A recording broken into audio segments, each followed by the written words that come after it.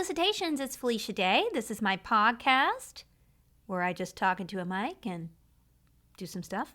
Hey, guess what? I have a new project I wanted to talk to you guys about. I am narrating an audiobook that I didn't write, which is a new one for me. I've actually been offered several opportunities in my career to do this, and I've always turned them down. I don't know why. I was a little intimidated. But this book is an RPG lit book called Rule of Cool by Matthew Siege. And I read it and I was so amused by it. I was like, oh, I could have fun with this. So you guys can pre-order it on Audible. I think it's out early February, but hit the pre-order button. I think you can use like credits and stuff. I don't know. Check it out. It's on Audible.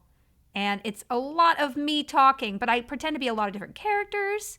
And the author actually rewrote the main character for me to play because the main character was originally a male-oriented character, and then they rewrote it to become a female-oriented character, and they did a great job, and I'm so pleased. So give it a listen, and that's it. Or a pre-order, so you can give it a listen later. Hi! So this couple weeks I don't know what happened. Everything flew, guys. Time flew, and it's a little frightening. I thought 2021 might slow down a little bit. 2021? Whatever.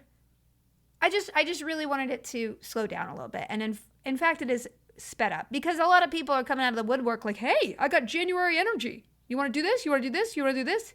And I'm starting the slow slide into dedicating my weeks to doing things for other people without prioritizing my own. I have a book proposal that I've been trying to get finished in order to move on to the next book proposal, that both of which were supposed to have been done last year. And I'm just not being precious with my time. And I'm going to just tell myself, be precious with your time. You guys, I know that you must have found some hobby or something that really, because you had a little extra time on your hands, you filling your time with this in a fulfilling way. Don't let yourself backslide because the world opens up, because people start feeling confident and want to demand your time and all of that. You're valuable, and your newfound hobbies or professions or whatever it is that you have now chosen to drift toward is worth it. And I want to bring this up because I actually wrote a tweet the other day that was very popular, and it said, I don't care about a lot of the things that I used to care about, and I don't know whether to care about that or not. Meaning, I know I've talked about this a lot, but a lot of the things that I've let go of in my life have actually led to better mental health and better physical health for me because I was just always overtaxed. I was always operating out of fear of failure, fear of disappointing people, fear of not being popular enough, all these sort of things I should have gone through in high school, I think, but I didn't because I didn't go to high school. And just always, all the things that come with being a popular figure, quote unquote. Oh God, that was douchey. So I've managed to shed a lot of that. I've managed to shed sort of my dependence on my reputation in the past and just kind of be who I am in the present. And it's been so wonderful. All those meditation tapes that I tried to get working in my brain, that I tried so hard, really just needed me to unplug from everything and figure out how to build myself back up. So I am aware of the fact that I'm letting go of myself in a couple of ways. And I could feel the tension coming back into my chest when I start giving my time away to other things, even just meetings. And I'm like, okay, Felicia, you have to do meetings. You're a freelance person. You're not, this is your career. You have to have meetings in order to get a meeting to be able to get a job. And that's okay. But I'm like, okay, so you can limit it to like 1 or 2 a week and maintain that, like streaming, the fact that I had to move a stream and I thought I was going to have to move a stream. I didn't actually, because I did a voiceover this week, which was so fun. I can't talk about it, but it's an extension of a project I already did. So it was really, it's just fun to work. And I went out of the house, and I know a lot of you are frontline workers. A lot of you have just been, I almost feel like, what a jerk, talking about how great my mental health is after all this, and all the people whose life has not gotten any different. In fact, it's just more burden because of everything. My heart goes out to you guys, and I apologize for sharing my existence, but it is my podcast. But driving around actually felt very weird because I haven't driven to work in like 5 months. It was very weird. I mean, it's not like I haven't been out of my house at all. I have been to the store, and I did a tiny bit of Christmas shopping, like at 10 a.m. or 9 a.m. as the stores open. I did a couple of things. But in general, just driving to the other side of town and working in an environment with people I don't know was just bizarre. And my brain was like, spasming. It was strange, but also refreshing because I love my house. But gosh darn it, get me out of here. And I'd love to travel. Like Calliope, my baby, she really wanted to go somewhere for her birthday. She turned 4 this week, you guys. I can't even believe it. I can't even believe it at all. It's just so... A 4-year-old? I have a 4-year-old. And I can't even tell you how different I am as a person than I was when I first had a baby. And one of my... Well, anyway, okay, let's talk about Calliope, then I'll transition to that. But she really wanted to go to Legoland for her birthday, or Disneyland, which her second birthday we went to Legoland, her third birthday we went to Disneyland. And it made such an impact on her. And just seeing her little face, like, I was like, what can I give you? So we went to Descanso Gardens, which was still open. And it's a big, open, beautiful. If you guys are ever in Los Angeles, you must go. It is so gorgeous, especially in the spring and summer. Oh, and the fall, really, it's just, right now it's not great because all the flowers are not in bloom. But in a couple months, the lilacs are going to be in bloom. And it is just a really lovely, special place in Southern California. So if you're here, it's worth a trip. And so we got to run around outside. They had turtles in the pond, and we saw a lot of roses, and they just have a lot of trails for running. And she had never run faster in her whole life. Like, I don't think she's been able to run at all. And just seeing her run and not be able to go to the other place, it made me cry, you guys. Just because I want her to, she's a little baby, and she's a kid now. Is she a baby? Can I say, is she a toddler? 4-year-olds aren't toddlers, are they? Oh my God, I'm the mother of a child, not a toddler. Ah! Oh boy, this is going to be an adjustment. Why am I not still in therapy? At any rate, just seeing her not have any friends and over to celebrate and not being able to go places, it was a little bit depressing. But, I did my best. I bought a little unicorn cake from a place across town, and I have it delivered, and I had a huge bouquet of balloons delivered. And she got so many presents. My brother alone, Ryan, sent 9 Lego sets. And I'm like, guys, I don't have room for this. I've already been, if you're a parent, like basically you just accumulate stuff, and it's not like you want to get rid of it because kids kind of like rediscover things over and over again. And I don't have an infinite budget for toys, although she thinks so. And so I don't want to get rid of the old stuff. But, like, there is no more room in this house. I don't live in a mansion. I live in the middle of Los Angeles. Like, I have a small little house. And, boy, where am I putting these 9 Lego sets? And then she'll build them and not play with them anymore because, really, she just loves the building part. She's very analytical, which is interesting to me. I was not like her at all. And she's not interested in making music or playing any instruments. She kind of likes dancing, but she really loves building things. Like Luigi's Mansion we've been playing. And, he basically carries a vacuum cleaner on his back that has all these tools, like a flashlight and a plunger that he shoots and some goo that becomes gooigi. And she built one out of her own little vacuum cleaner. She got her, I had no work in this. She basically, the only thing I did for it was attach some Velcro to the side so she could put some Play-Doh that was bright green it looked like the gooigi substance that gooigi turned into. So she had a vacuum, a flashlight, a colored flashlight, and the gooigi stuff, and the toilet plunger, which was basically a suction cup that she found that had a little stick in it. So it was the cutest thing I've ever seen. And I'm like, parenthood is hard. I just want to travel. I want to take her to Paris. I want to take her to Disneyland. I want to take her to Hawaii because I want to go to Hawaii. And I'm just saving money. I'm like, okay, we're going to do one good trip this year. And hopefully later this year it's safe. And here's the sad part. She's like, if it wasn't coronavirus, I would go to Disneyland. And look at those people. They're not wearing masks, Mama. And so the nomenclature that she has is nothing like I would have expected her at 4 years old to have, right? Because this is a different world. This is not the world I grew up in. She's going to grow up having formative years that she is afraid of other people's masks or faces or germs. And it has to have an impact, right? Also on kids who have, kind of fallen behind. I don't know if you guys have kids and you're trying to educate them from home. It is not easy, but at the same time, I think, kids learn no matter what they're doing. So I wouldn't worry about it. You guys, I was raised like a wolf and I'm fine.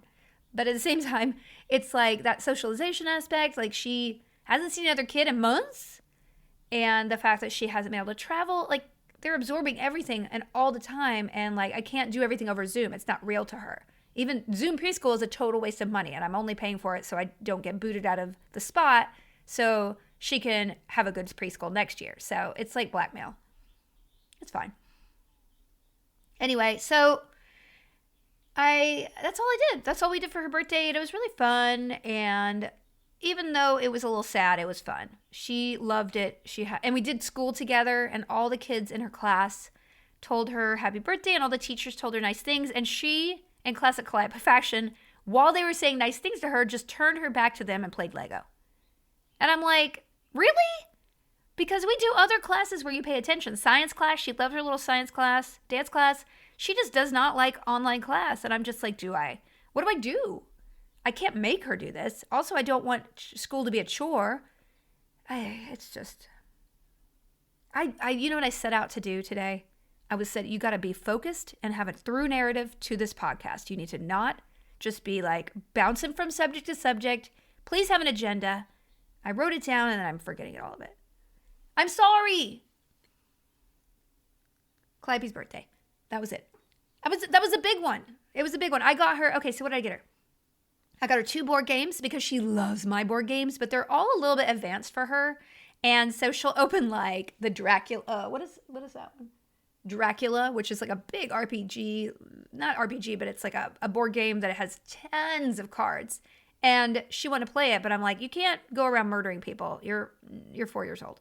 So I'm like, we can't play this, even though she loves monsters. And then also, she loves to play, card games, but the only one we can play is Munchkin. Actually, Munchkin is pretty accessible for a kid. So I want to just give a shout out to Munchkin and to Fox and the Tortoise, or the Rabbit and the Tortoise. That's another one. I'll link it in the note. That's a really cute kid game.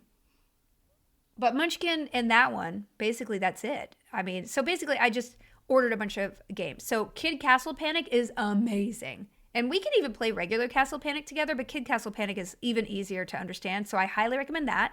I got her this cooperative game called Max, which is about a cat, which was very highly rated. And I got her Ticket to Ride Kid. So those were what I got her. And then I also got her her own Nintendo Switch controller. And it's pink, and she loves it so much, you guys. And it's too big for her little hands, but she loves it. Because I told her at 4 years old she can play video games with me. So we do a little Mario Kart. She loves to play Yoshi Craft World because she could swallow me and not let me out of her mouth, which is really annoying to me. I could pop out, but that ruins her fun. So I'm like, can you please spit me out, please? And then she'll just, hop around and not do it and just cackle gleefully. She is a naughty little kid, you guys. I was the most obsequious, giving in to everything kid, and I really wish I had had a lot of her spunk as a kid. I probably would have been a little stronger in life. I might not have achieved as much because I was so eager to please everybody that I just became the A student obsessively. But at the same time, I would just, whatever. We are who we are, and that's all. Okay, so that is kind of what I got her, and she loved it, and that was it. I also, launched a newsletter. So basically, the weeks between this podcast and that, this podcast is every 2 weeks, and then the newsletter is every other week. So next week will be a newsletter. The week after that is felicitations, blah, blah, blah. And I think we're going to delay Undressing Bridgerton so that Undressing Bridgerton is on the off weeks of felicitations. So essentially, felicitations will release, and then Undressing Bridgerton and newsletter will come out. So I only have one podcast to promote every week. And then we'll do every other week on Bridgerton, which is fine, right? I mean, what we're going to do after episode 8 after we do all 8, we're going to read the book. We're going to have a bunch of experts on to talk about the era, costumers, scientists, historians. Then we're going to start to watch like Pride and Prejudice and compare the movie to the miniseries. We're going to watch Sanditon. We're going to do all sorts of we're going to stay on the corset train, y'all. So if you want any corset information, go to Undressing Bridgerton, subscribe, give us a review if you like us. We're really having a good time.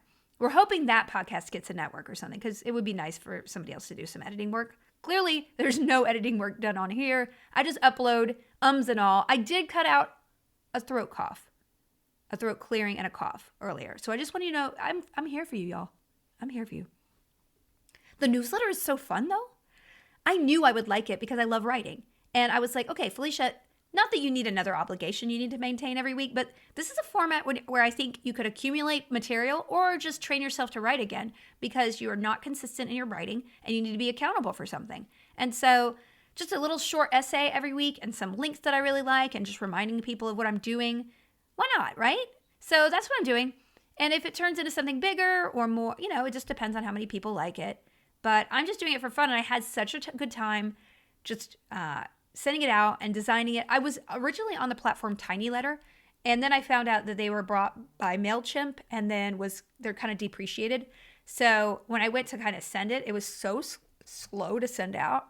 So I switched to Substack, which I guess is the hip place to do stuff like this. I'm sorry. I don't mean to be a hipster, but I did start a TikTok. I'm sorry. And I'm not going to publicize it right now because it's not the address I want. So, and it really makes me feel old. Have you guys been on there? Now, I can watch TikToks for 8 hours straight. They are addictive in a way that nothing else I've ever seen is. But the kind of creativity that you need for that, it's so immediate. It's so responsive. It's so intimidating creative-wise. I just don't know if I'm in a mental place to do that. Like, I'm just not into some things, and I think it's age. I'm just like, I've been there, done that. I don't need to do a prank on anybody. I don't need to try to ride a skateboard. That's going to hurt everybody, including me.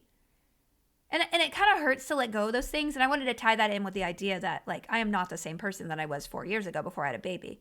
And part of the transition into becoming a parent was the struggle of not being able to let go any of that and trying to retain who I was in a complete way. Now, I think, you don't have to give yourself totally up as a parent, but you have to, it's kind of like what I've gone through in the last year. It's probably healthier to give it all up and then rebuild from there and bring in the pieces versus like cling to things and slowly have to like force out with an ice pick time to actually make time for the things you have to deal with, right? And then it's so painful.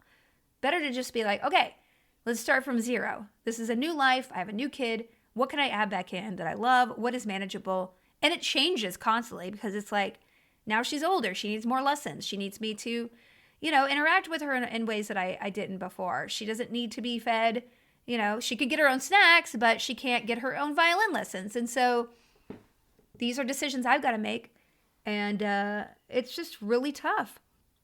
And yet I see how formative my interactions with her are. And I'm like, I don't want to just ship her off to school and not be around me, because then what's the point of it? I don't know.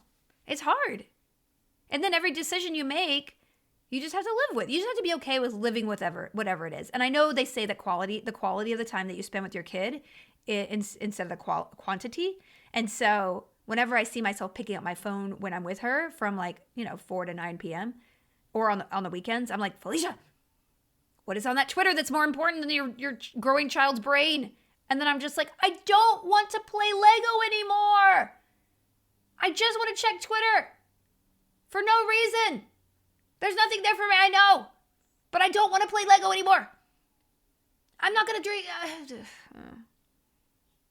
It's hard. Everything's hard. And I don't know where I was growing up with the mindset that things need to be easy or all the time happy. I think that's the false thing that we fall into. Like, whenever we hit a low, we feel like we're flawed in some way, right? And we're like, oh no, I'm not at base, I'm not at an 8 right now. What's wrong with me? I'm at a 4. I've got to, then you start looking at yourself like, oh, you're broken. No, because we shouldn't have the right to be at an 8 all the time. That's like eating sugar. That's like being high on candy corn 8 hours a day. No, we don't have the right. All right. I had to cut some things out because I went on a tangent, like quoting people who survived the Holocaust. And I'm just like, no, you don't have the authority for this.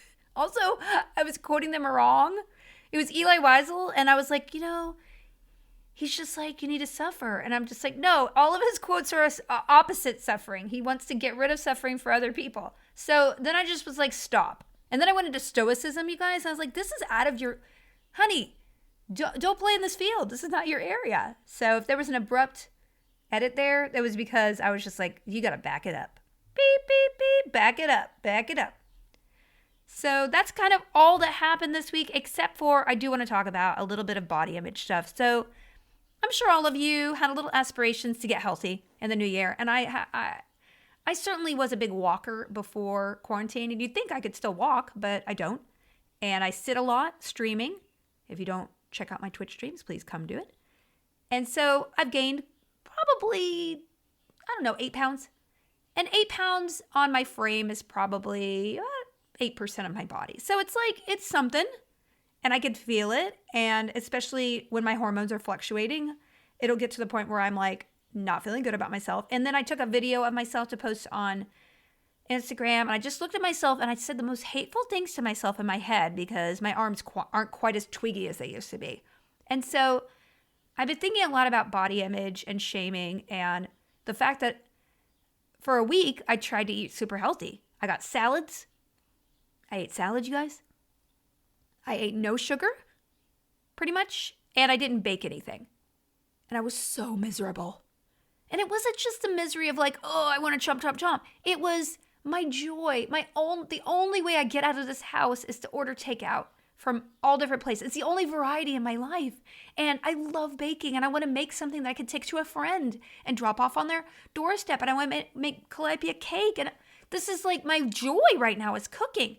And for me to have to like back it up and not be able to make popovers and biscuits and all sorts of things, it truly is depriving me of the joy that I have. And what did I make? A pie. I made a pie on Saturday. It was a cherry and apple pie. And I was so happy, not only because it tasted damn good, but I just loved being in there making something and having something I made as proof that time is passing and yet I'm still producing things. So I don't know if I can do this. And, the solution would be like, hey, do an workout class. I don't have time. Not with me streaming so much and needing to write and, do everything else. And also, I don't want to. I don't want to work out. The idea of sweating right now is repulsive to me. And I'm winded when I go up a flight of stairs. So please do not emulate me. I am not in shape. It's bad. But I want to go to a dance class. I want to go to a bar class. I want to go to a workout class where I can lift some weights. But then the idea of touching weights that anybody else has ever touched in my life is repulsive as well. So, boy, I don't know. I don't know what the solution is. I just know that I'm not giving up baking. I'm putting my foot down. I'm going to try to eat healthier, maybe not bake every other day, but you can't make me not make popovers. You hear me? And it kind of tied into also that tweet that I did was, I don't know if I care about the things I used to care about, and I don't know whether to care about those. Do I care about having twiggy-like arms when I lift my hands to dance? Am I like, is that something that other people will notice? Because I know for a fact I had body dysmorphia. I was a ballerina.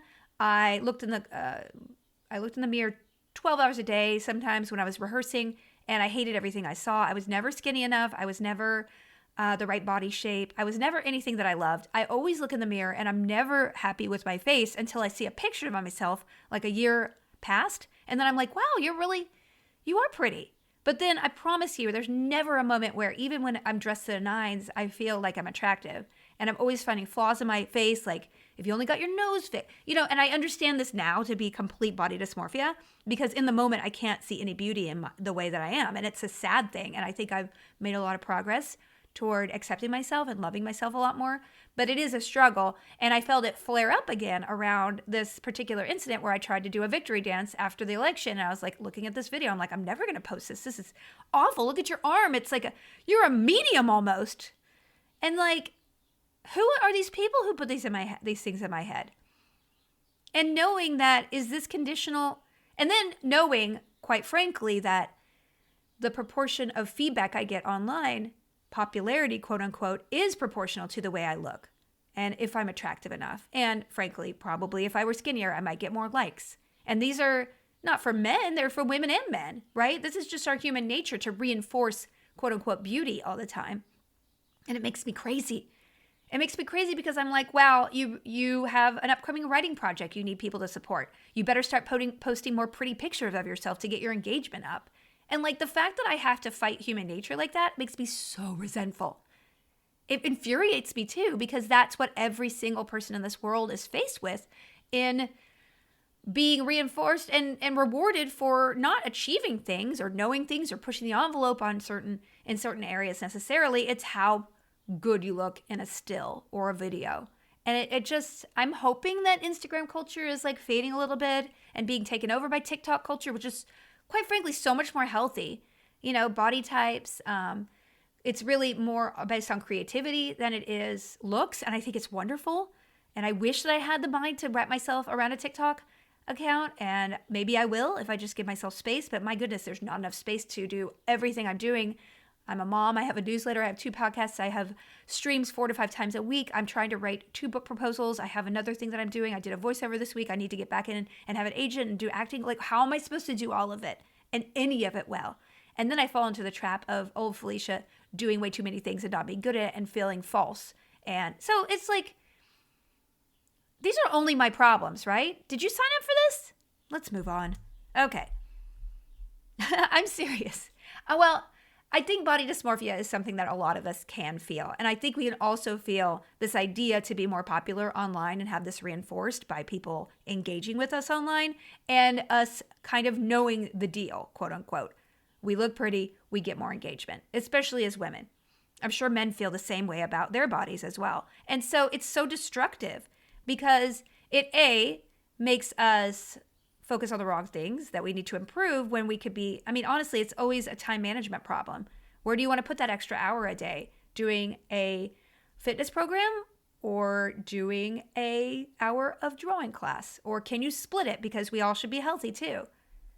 I just want to make some popovers now. This whole thing has been really inspiring, Felicia, and I'm making popovers tonight. All right, books that I've been reading. I did end up reading Three Body Problem by Liu Cixin. And guys, this is one of the most brilliant books I've ever read.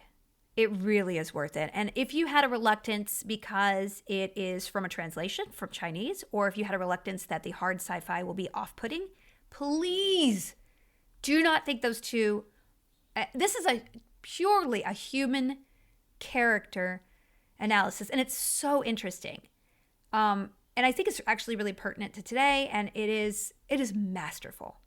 And I don't know how they're going to make it into a TV show, but it really is about characters first and foremost. And it's fascinating, and I cannot wait to read the sequel.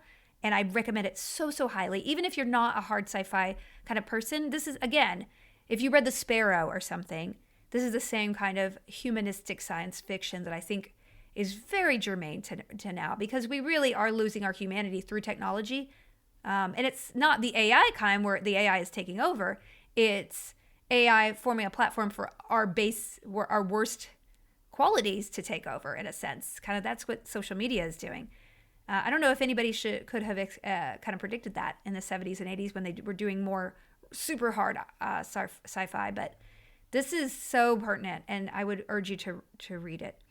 I did not get to Rachel Bloom's bio because I got distracted by a book, and that book was Millennium by Ian Mortimer. Ian Mortimer, I got his name because I was looking up historical books on how Jane Austen era people lived, because I wanted to educate myself a little bit more for our podcast, which, again, it never gets there. And so I started reading this book, and he has a book on the Time Traveler's Guide to Elizabethan England, the Time Traveler's Guide to Restoration England. And he has all these guides. I actually can't get the Jane Austen one. I think it's only in print in Britain at this point. But I did at the library find a book that he wrote called Millennium, Ian Mortimer. And so this is a book, he is a lauded historian. He is super, super famous in Britain. And he is an English writer above, so it has a little stuffiness quality. But again, it's so informative. And so he takes the long view of whether Remember when 2000, Millennium, the 2000s changed. Everyone says the last 100 years has been the most change in any human existence. And he takes that statement as like, really? Let's just see if that's true. So basically he's like, he takes the last 1,000 years, starting with 1,000, 1,100, 1,200, and every century he looks at it like, okay, what changed during this century? Which one had the most significant change for a regular person? So which one really affected society on a broad way, and really somebody who lived 100 years then would be like, wow, life is super different now. And it is really fascinating. I'm not going to spoil the conclusion because I'm frankly not there yet. I'm in like 1300, but the details that he shares about life in any of these centuries is so fascinating. It really makes you feel like, to me, what is fascinating about history is like how we're all the same. You drop any of us as a baby into any century and we're going to adapt to whatever it is. Look at us right now. We are in COVID times. Nobody could have predicted we'd be here, and yet we're all just coping because we're super adaptable, but we're being forced to go through things we'd never encountered before. And so it is just fascinating that whatever society tells us is true, we will just adopt as truth, right? If everybody said nobody in the society goes out without a wig on, we'd all be wearing wigs, right? And then we wouldn't question it. We wouldn't think, oh, that's weird. Everyone's wearing wigs, because we grew up with it. And that is why society and culture is arbitrary, and society is arbitrary, and culture is the propagates society and the mores of society and the rules of society. And especially, a long time ago, religion was the key to do that. And now it's pop culture, right? We don't have a religion. We have pop culture. Some of us have religion, but it's not as unified as it was 1,000 years ago. Anyway, so I would just encourage you, if you like history, The Long View of History, it's a really good book and it's fascinating. And I got it at the library and I feel really good about myself because A, I didn't buy from Amazon, and B, I supported my library, and C, I'm reading a thinky book. I am going to finish Millennium, and I don't know if I'm going to get to another book. I got a bunch of preview books from Hachette, and I'm not going to say the names of them, but I will share them with you if I so choose, and I like them. And that's it. So also on TV, I did watch TV, and I watched the 3 episodes of WandaVision that are out. Guys, I know I've read a lot of mixed reviews about this show, and I could criticize it a little bit in some ways, but I loved it. I just love it. It's so weird. And I've already talked about how much I just don't engage with TV because I kind of know what's going to happen, and I'm not being surprised, and I'm not engaged, and I just feel a little jaded about the whole industry.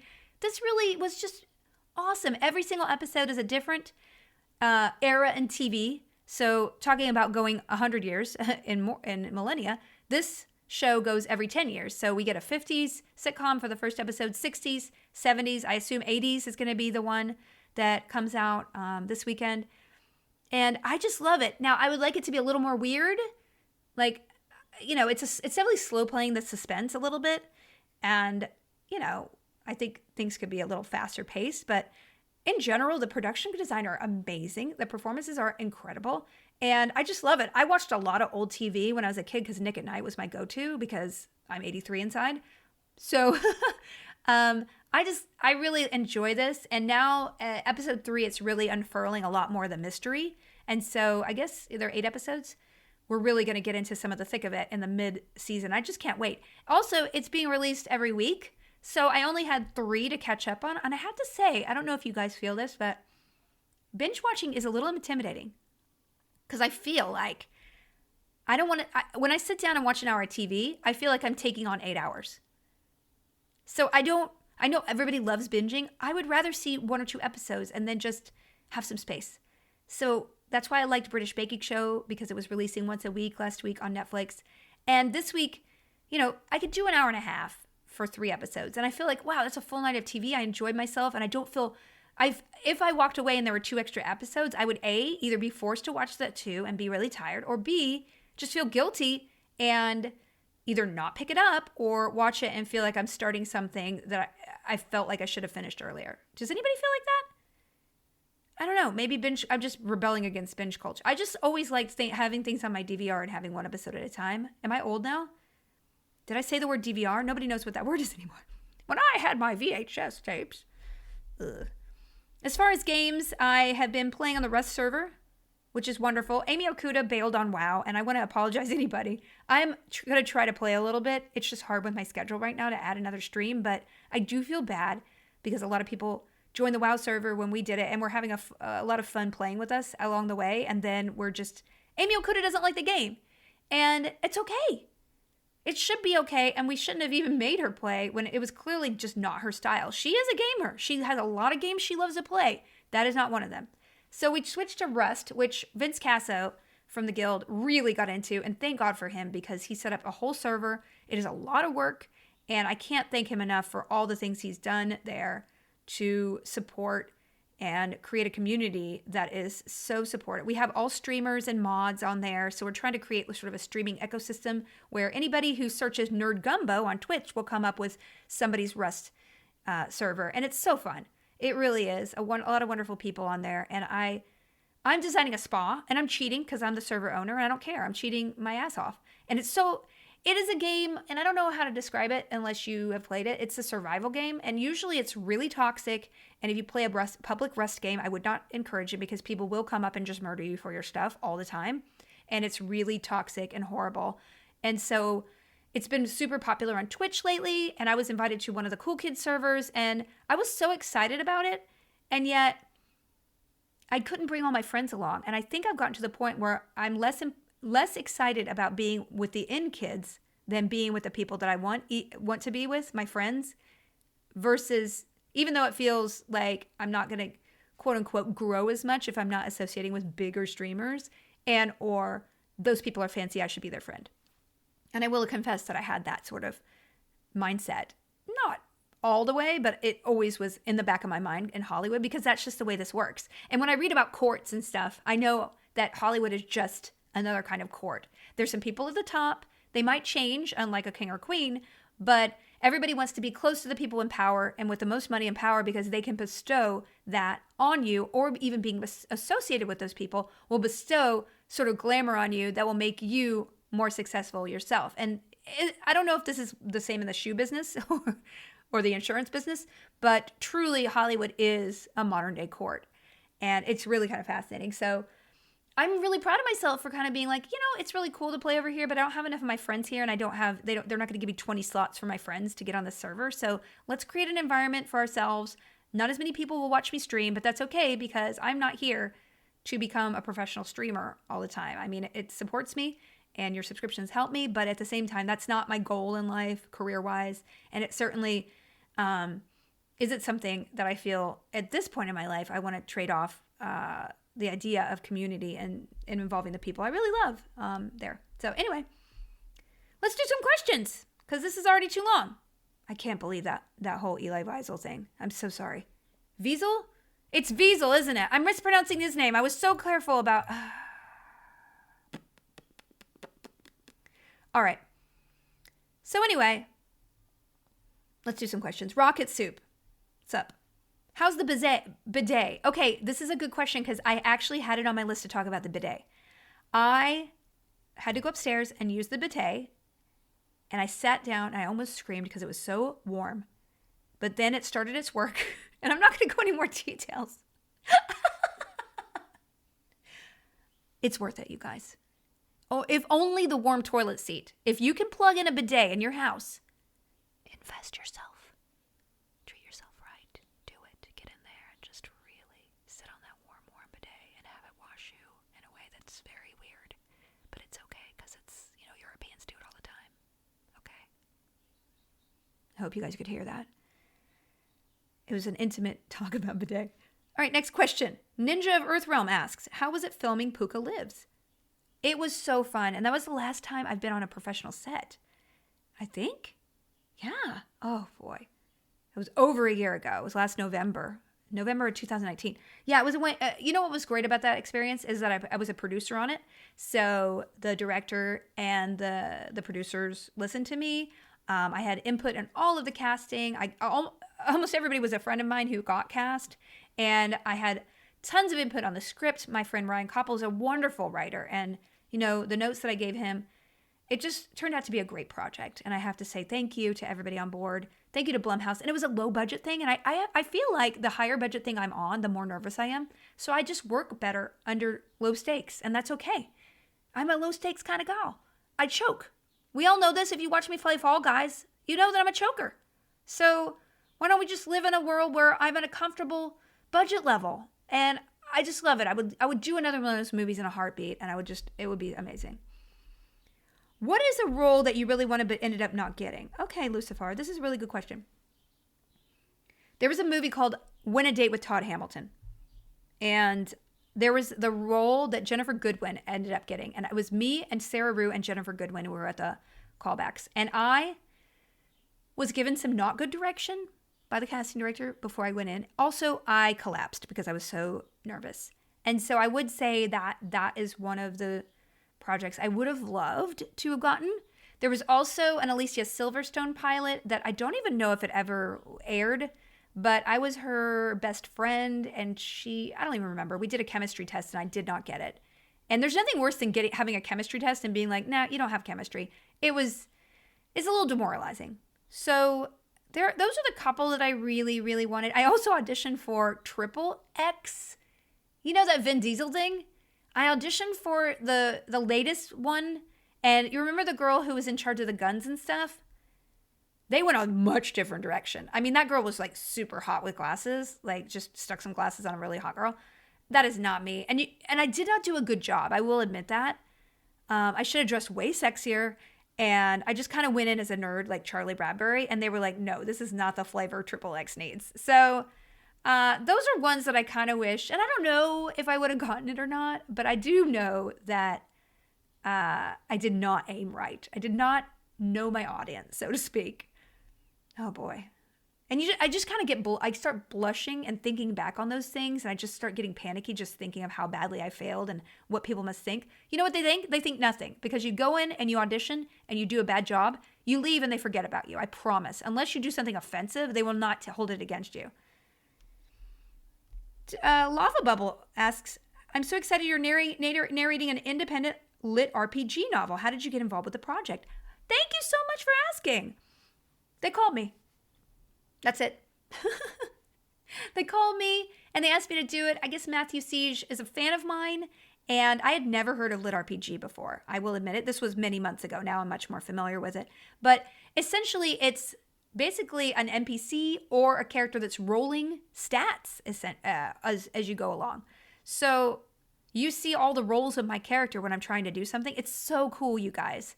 I highly recommend checking out as a genre, starting with my project that you can pre-order on Audible right now. No, it's really fun. And it's just, good writing. I read the book and I was like, oh, if I had read this book and picked it up, I would be really, really happy. It's so fun. So many geeky references. And I know you guys, I would not have done it if I didn't know you guys would love it. Okay.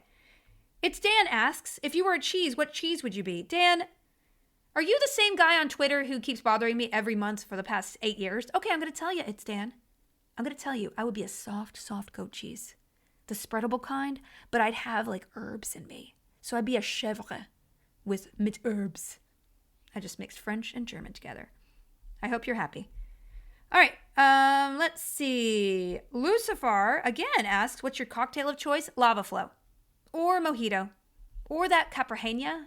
Is that the one? The Brazilian one? Love it. Last thing, Victor from Discord asks, are there any plans for a spiritual successor to the Guild in the works, if not an outright sequel? Okay, not a sequel, because I don't know how I'd fund that, and I'm not sure what I would do for it. There is a spiritual successor in the works, and hopefully it will be out this year in one format or another, and I'm really excited about it, and that's all I'm going to leave you with. But it's a project I've been working on since 2014. So just know that when this thing comes out, please support it, because it is a labor of love in many, many ways. It's something I wrote.